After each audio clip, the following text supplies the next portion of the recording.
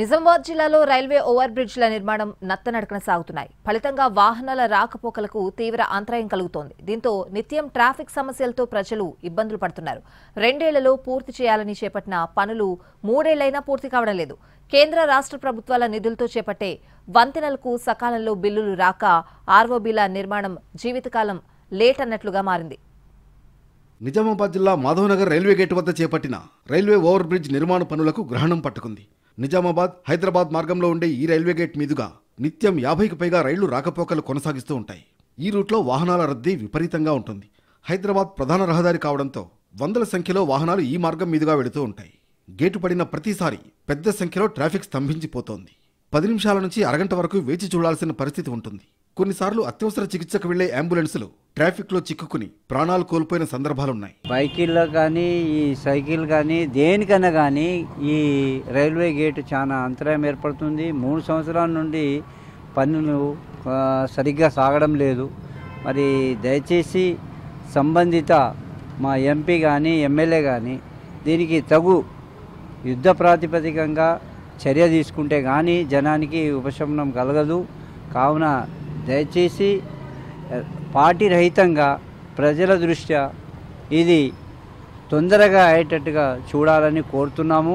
దశాబ్దాల కోరికగా ఉన్న మాధవనగర్ ఆర్ఓబీ నిర్మాణాన్ని 2 ఏళ్లలో పూర్తి చేసేలా ఒప్పందంతో పనులు చేపట్టారు.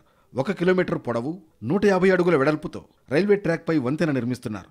93 కోట్ల అంచనాతో కేంద్ర రాష్ట్ర వాటా నిధులతో పనులు చేపట్టారు. అయితే ఇప్పటికే 3 ఏళ్లు పూర్తయినా పనులు మాత్రం ఇంకా వెక్కిరిస్తున్నాయి. పట్టాలపై రైల్వే విభాగం చేపట్టాల్సిన పనులతో పాటు వంతెన పిల్లర్లపై స్లాబ్ వేయాల్సిన పనులు పెండింగ్లో ఉన్నాయి.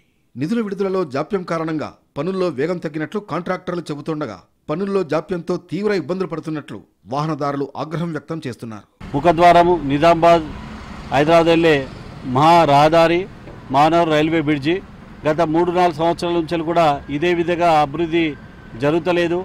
గేటు పడ్డప్పుడు ఇటు 4 కిలోమీటర్ అటు 4 కిలోమీటర్ ప్రయాణికులు ఇబ్బంది కలుగుతూ ఉన్నది.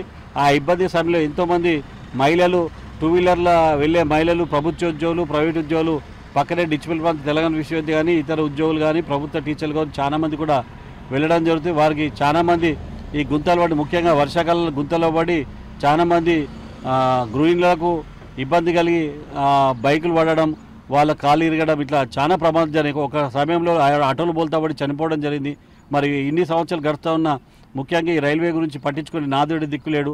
చాలా ఇబ్బంది. ముఖ్యంగా ఆటోలు చాలాసార్లు బోల్తా పడుతున్నాయి. లొందల భయముంది, ఇట్లా గురవుతున్నది. ఇక్కడైనా నాయకులందరూ గమనించి త్వరగా కంప్లీట్ చేయాలని మేము ప్రార్థిస్తున్నాం. పనులు వేగవంతం చేసి ట్రాఫిక్ రద్దీ నుంచి ఉపశమనం కలిగించాలని వాహనదారులు కోరుతున్నారు. మాధవనగర్ ఆర్ఓబీ పనులను మరింత వేగంగా చేపట్టాలని, ఆ దిశలో పనులు పూర్తయ్యేలా జిల్లా నేతలు చొరవ చూపాలని స్థానికులు కోరుతున్నారు.